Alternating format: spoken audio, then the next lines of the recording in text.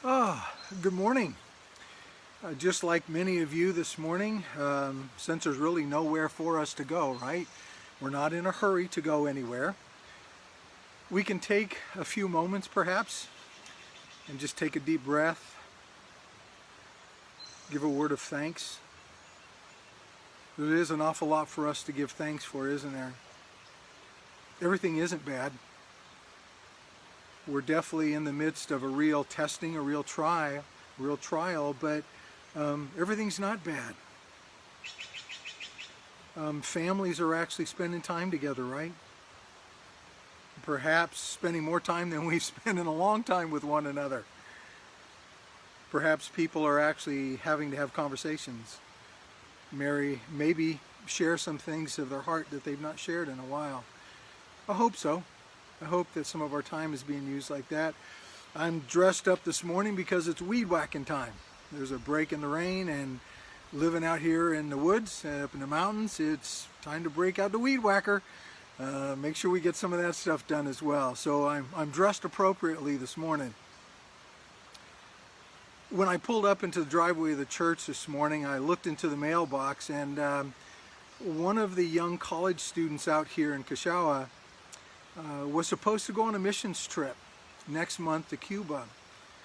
She was going to go, and she was going to help out in providing clean water for people, and she was also going to have the opportunity to share with people the hope that she has found in Jesus.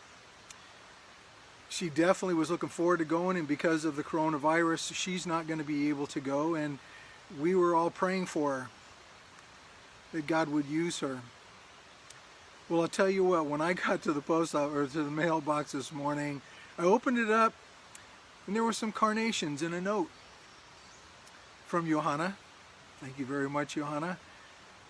And in her note, she expressed her desire that God would use this time of the coronavirus and the challenges that it's brought, that He would use it as opportunities for us to be able to share the hope of Jesus, the hope and the love of Jesus Christ with other people, that they might come to know Him too, that this would not be an unfruitful time. And so, Johanna, thank you. You brought a smile to an old pastor like me this morning, so thank you very much.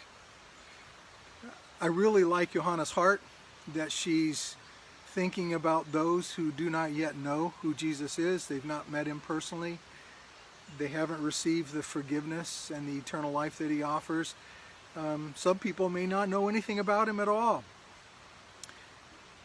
Last night I just took some time to read. I didn't feel hurried. I didn't have to be anywhere. Not rushed. Neither are you.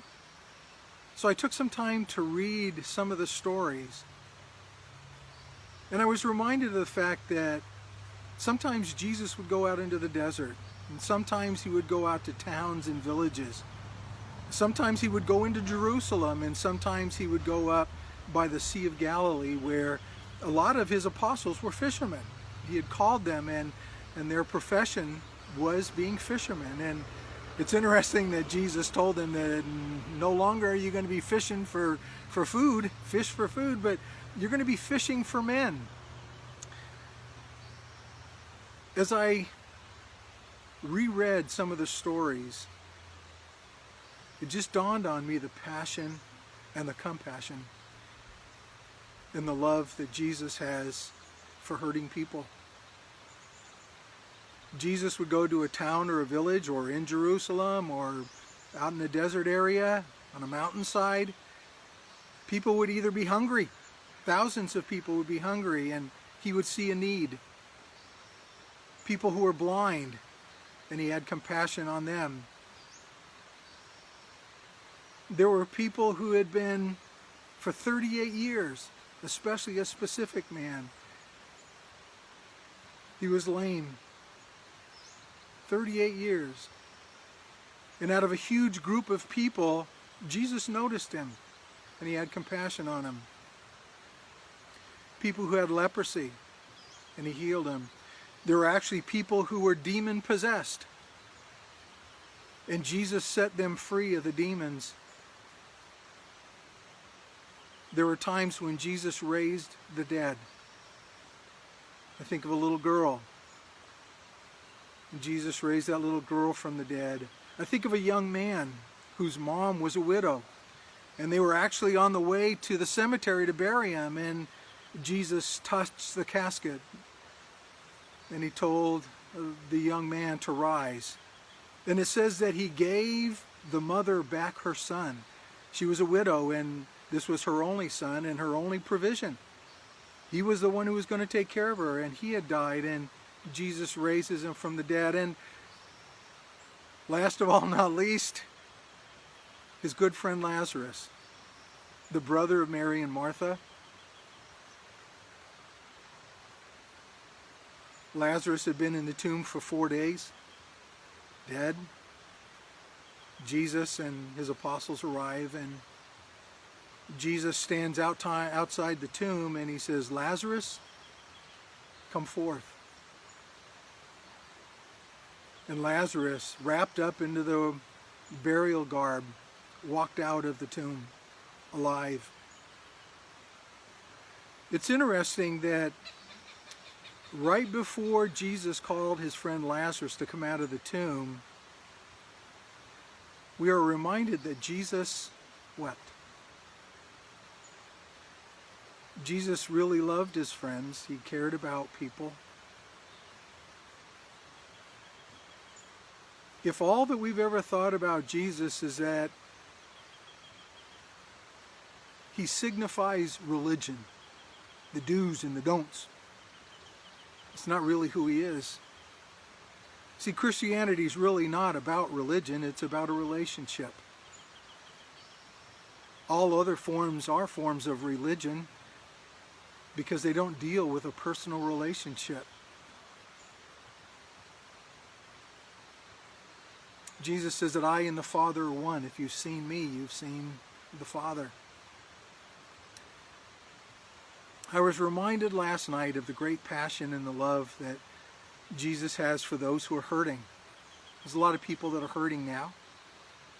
There will be more as this coronavirus continues to go and to spread. Some will die. Some will get sick and will recover. But this morning I would just ask us to think about the fact that Jesus really cares about all of us. Those who are sick physically, and those of us who are sick spiritually, who are in need of a resurrection, so to speak, in our own hearts, in a relationship with him. Well, I'm going to get busy and get some weed whacking done, and I would just hope and pray that today you would take some time to take a deep breath, relax, realize you don't need to be anywhere. Maybe set some time aside to talk to God. Let him know how you're feeling. Let him know you need his help. Maybe spend some time in the Bible, just reading something in the New Testament. Take some, even if it's just a few minutes. Jesus really does love us, and he cares about us. And he's keenly aware of everything that's going on, and he does have a plan. I pray today that you would recognize Jesus' great love for you. And I look forward to meeting with you again, perhaps tomorrow. May God richly bless you, and see you soon.